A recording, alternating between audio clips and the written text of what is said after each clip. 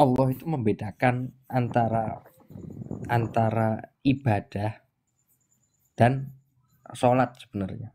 Sholat itu tidak termasuk ibadah. Sholat, puasa, apa. Mungkin baru pada dengar ya.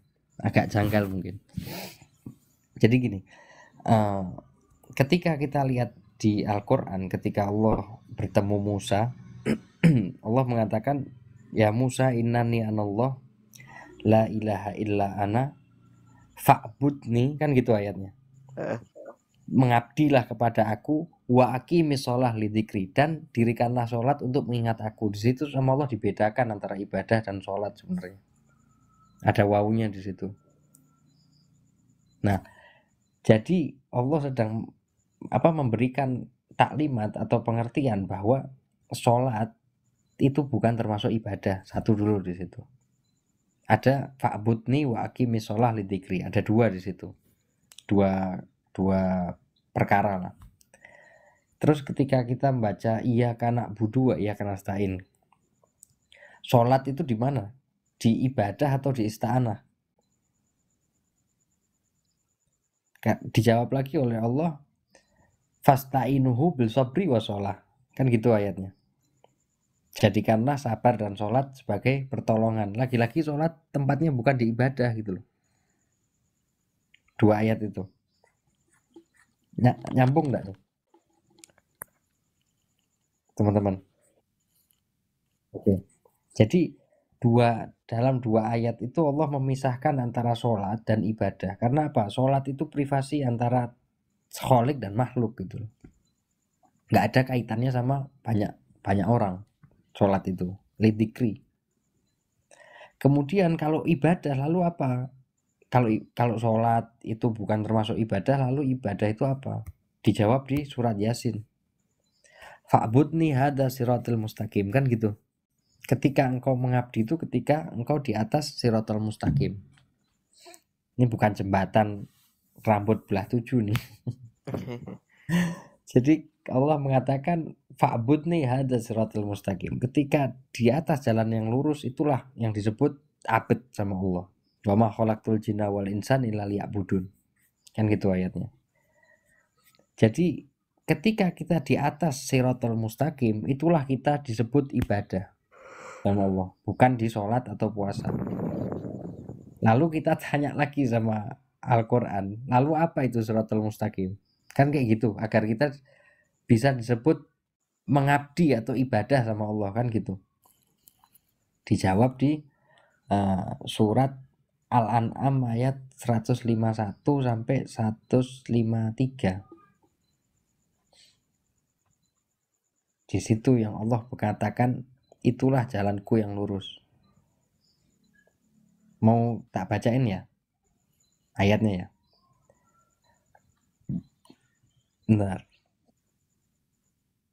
Nih, yang pertama, jangan mempersekutukan sesuatu dengan dia. Berbuat baiklah kepada orang tua. Jangan membunuh anak-anak karena takut kemiskinan. Jangan mendekati perbuatan-perbuatan keji. Janganlah kamu membunuh jiwa yang diharamkan Allah, melainkan dengan suatu kebenaran. Janganlah kamu dekati harta anak yatim, kecuali dengan cara yang lebih baik. Sempurnakanlah takaran, timbangan. Ini semuanya sosial sama manusia sih. Kemudian apabila kamu berkata, hendaklah kamu berlaku adil. Penuhilah janji-janji Allah. Kemudian dilanjutkan, wa inna hadza siratal mustaqim. Itulah jalan-jalanku yang lurus. Allah mengatakan fa'budni hadza siratal mustaqim. Kalau mau ngabdi sama aku ibadah, ya harus di atas jalan yang lurus. Yaitu apa yang tadi saya sebutin itu di surat Al-An'am 151 sampai 153. Itu ranahnya sosial semua. Jangan membunuh, berzina, hormat orang tua. Kalau sholat puasa itu kan untuk kita pribadi kan gitu. Makanya Allah membedakan mana ibadah, mana ritual-ritual kita yang untuk pribadi gitu loh. Pengabdian kepada Tuhan itu kalau kita di atas siratul mustaqim itu. Makanya jin itu iblis ketika tidak mau sujud sama Adam, dia janjinya apa? Aku akan memalingkan hambamu daripada jalanmu yang lurus. iblis tuh mainnya di situ. Membuat orang biar di atas jalan yang lurus tadi yang disebutin tuh loh. Jangan membunuh, jangan berzina, hormat orang tua. Apa itu iblis mau goda orang biar tidak di atas itu. Janjinya iblis tuh di ayat Quran juga. Nah, kalau tadi itu soal poligami, ini kembali ke poligami. Poligami itu tadi perintahnya kita disuruh menikahi janda-janda yang punya anak yatim. Agar mereka ini bisa mempunyai bimbingan yang benar, bisa terdidik. Karena apa? Kalau anak yatim nggak diasuh, nggak diperhatikan, generasi bumi ini hancur. Itulah pengabdian yang Allah hendaki untuk kita gitu loh. Kita ini kan disuruh untuk menjadi khalifah, penguasa bumi gitu loh. Kalau generasi kita ke bawahnya hancur, ya buminya hancur juga. Di situ intinya. Terus ngene, Beb. Kene apa wong sing paham ngajine kok poligami gelek sing ayu-ayu sing nom iku ya apa, Beb? Ya itu nafsunya sendiri, Pak. Terus ya apa? Ya itu hukumnya nanti Allah lah. Saya nggak berani menghukumi. Yang penting yang dianjurkan sama Allah itu untuk kita tuh disuruh mendidik anak-anak yatim. Kalau kamu takut nggak adil sama anak yatim ini dan anakmu, makanya disuruh satu saja. Lek iku wis jelas kaya ceritane Habib. Tapi iki wong sing ngerti kok, Beb. Gak kaya awak dhewe ngene iki. Bang Badar, iblis itu kurang tahu apa bahwa perintah Tuhan itu wajib. Kurang pengertian apa dia? Nggak bisa lah, kita nih makhluk yang punya ini sendiri kok. Nafsu dewe-dewe. Enggak, sing tak maksud terus ngono iku ya apa hukume ngono. Padahal dhek ngerti kan. Ya guys, orang itu tahu. Bagiannya Allah itu. Iya. Yang saya terangkan ngerti ya, pahami gitu. Itu Padahal kadang kan terbawa nafsu kan. Nah, itu di sebagian tafsir pun kayak gitu, menikahi anak yatim. Padahal anak yatim itu tidak boleh dinikahi di Islam. Wabtalul yatama hatta balaghun nikah. Suruh nguji anak-anak yatim tuh sampai dia balik. Kalau udah balik ya keyatimannya gugur. Sudah bukan yatim lagi gitu loh. Oh iya benar. Nih, jangan kalian menikahi orang musyrik sampai mereka mukmin ya. Kalau udah mukmin kemusyrikannya gugur. Jangan kalau didiklah anak yatim sampai balik. Kalau udah balik yatimnya gugur.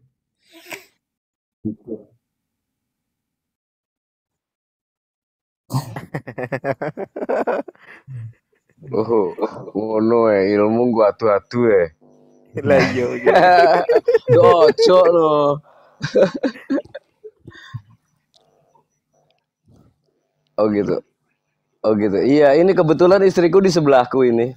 Waduh. Beb. jauh sana Beb, ini Beb di sebelah lagi ngikutin Beb. Cukup Habibana dan semuanya. Ma belum tidur mah. Cak Badar, Kak Mus. Ya, lanjut. Ya kalau dilihat di ayatnya itu di surat apa itu ya, An-Nisa kalau enggak salah ya. Bentar, coba kita buka.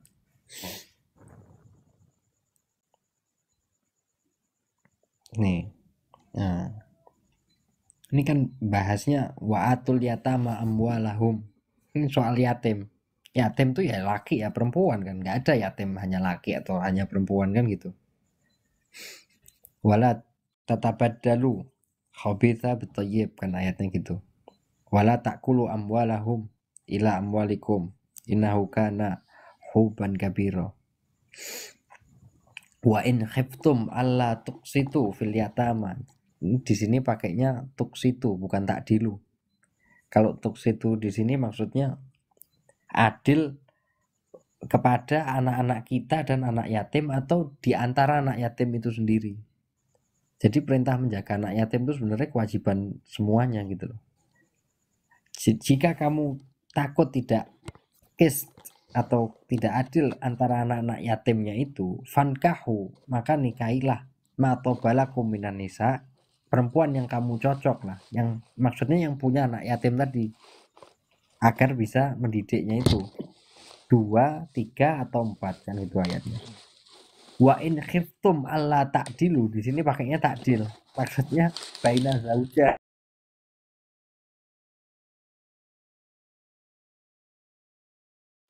Tuks itu di sini khiftum ta'dilu.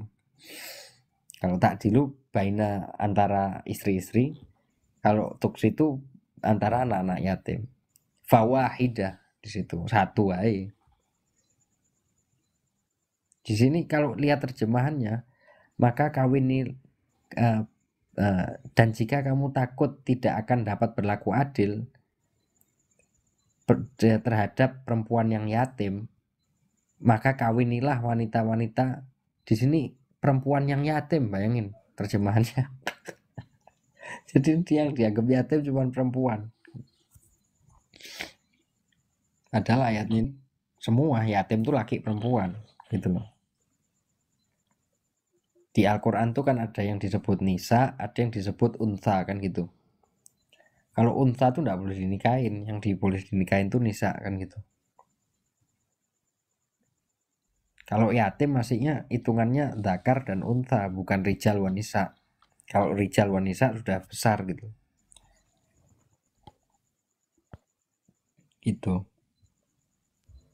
Itu dulu yang saya pahami seperti itu. Bukan nyari sing perawan-perawan 10. Akhirnya yang punya anak yatim keder. Masyaallah. Enggak, ini Bang Hadi kok ngundang Nggih. istrinya ada niatan gitu? Oh enggak. Aku ini kok kebetulan tadi tak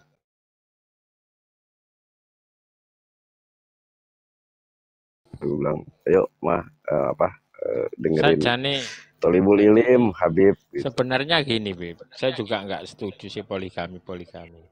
Tapi para ulama yang paham itu kok bukan dia memelihara anak yatim aja yang di poligami itu.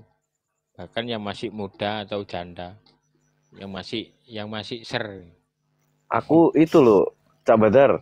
Heeh. Kemarin itu loh aku masih nyimak baru samar-samar ya Habib itu. Sing yang kemarin Beb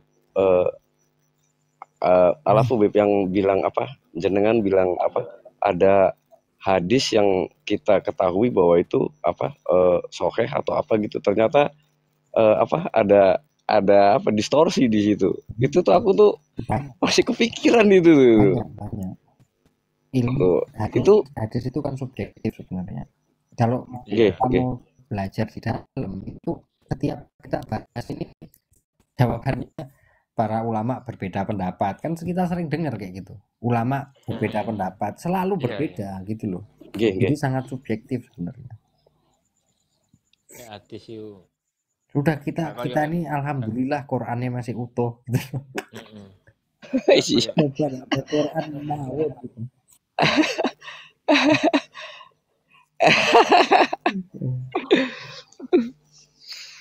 Iya, termasuk kemarin yang Habib kasih clue-nya kemarin yang apa? Yang masalah kurma ajwa itu. Itu Bukan aku itu aja. Ketika Nabi dikatakan nikahi anak 6 tahun itu sudah khilaf sama Quran gitu loh. Anak 6 tahun hitungannya masih unta.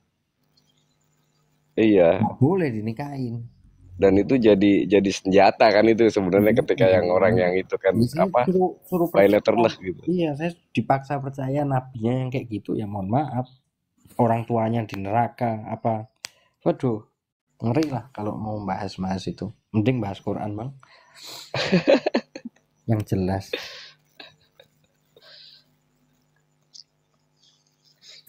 Ilmunya banyak di Quran yang harus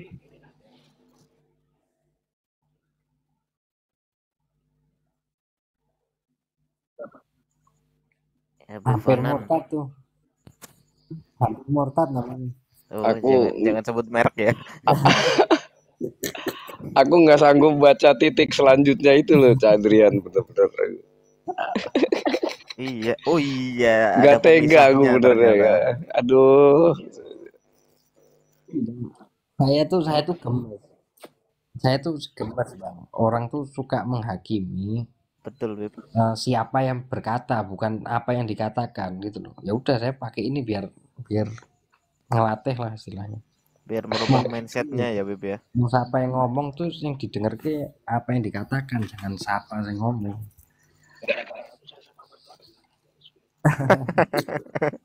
Iya Allah aja nyantumin perkataan iblis banyak di Al-Quran buat belajar juga. Walaupun perkataan iblis pun diabadikan sama Allah. Iblisnya jelek, tapi apa yang dikatakan itu kan bisa jadi buat pelajaran untuk kita. Perkataan Fir'aun, semuanya perkataan jelek itu sebenarnya. Tapi untuk belajar kita kan. Jadi kalau mau dengerin ngomong tuh jangan lihat siapa yang ngomong, apa yang diomongin. Lebih bagus kayak gitu. Iya kadang-kadang orang terjebak sama covernya Bib, gitu kan ya. Iya. Kan orang gitu pada ketelesut jadi gitu.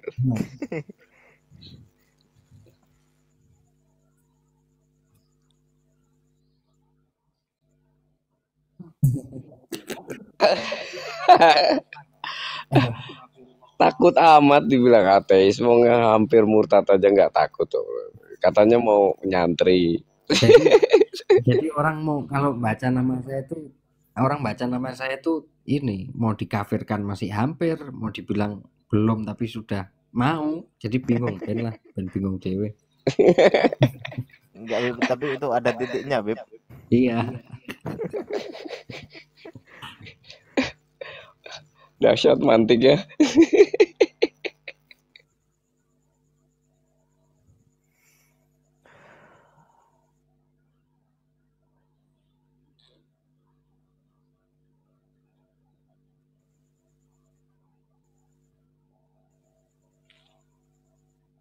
Iya, betul.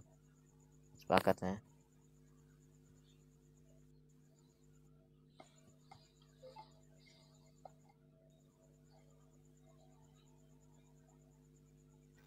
Saya sebenarnya ada akun besar cuman enggak keluar live-live-nya orang di sini.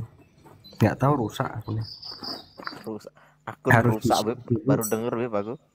Harus di-share dulu baru bisa masuk live-nya orang gitu loh. Oh, Nggak muncul di ini. Kan biasa pakai dua ya Bib ya, jenengan Bib ya. Yang ini sama yang satu lagi ya. Yang satu jarang tak pakai udah. Punya aku gini, Be, punya aku. Kalau ada orang follow aku follow lagi nggak bisa. Nah sekarang sudah bisa. Udah lama itu, udah pertama Jadi, bikin. tempat itu. saya itu Bang Badar nggak keluar live-nya orang. Yang keluar cuma status-status saja. Kalau mau masuk live-nya orang, ngetik pun nyari siapa yang lagi live tuh nggak muncul. Harus di-share dulu di kotak masuk baru bisa masuk. Ruwet pakai ini, Bay. iya, Bib. Privasi mungkin, Bib. Pengaturannya kali Bib. Bukan.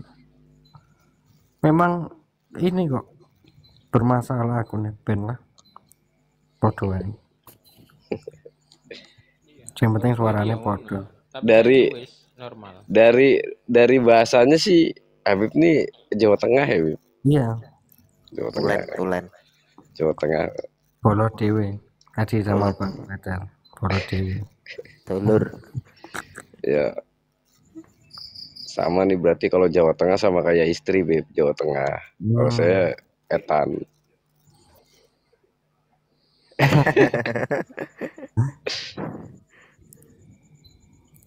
Ya, lanjut saya ke kamar mandi bentar.